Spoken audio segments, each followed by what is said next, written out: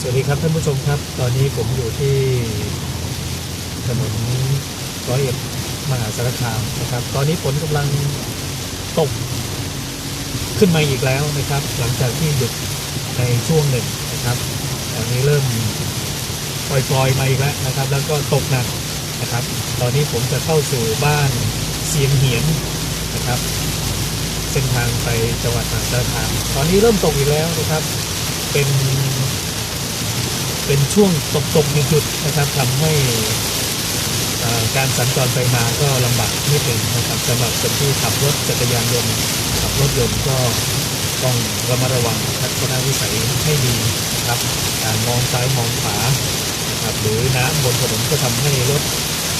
วิ่งไปอาจจะเสียหลักได้นะครับเพราะนั้นก็ต้องประคองรถดีๆเพื่อไม่ให้เกิดอุบัติเหตุ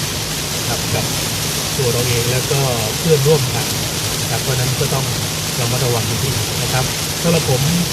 ส.สันติทิพนารายงานนะครับให้ท่านผู้ชมผู้ฟังได้รับทราบกันนะครับว่า อิทธิพลพายุของโพดุลนะครับเคลื่อนตัวเข้าสู่จังหวัด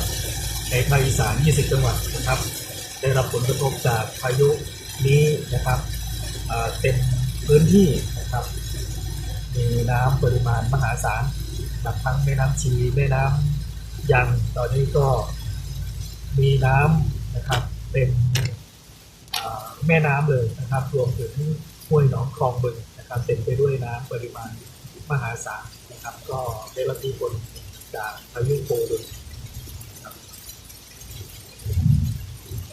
ครับรายงานให้ทุกท่านได้ทราบเพียงเท่านี้ส.สันติทิพนารายงาน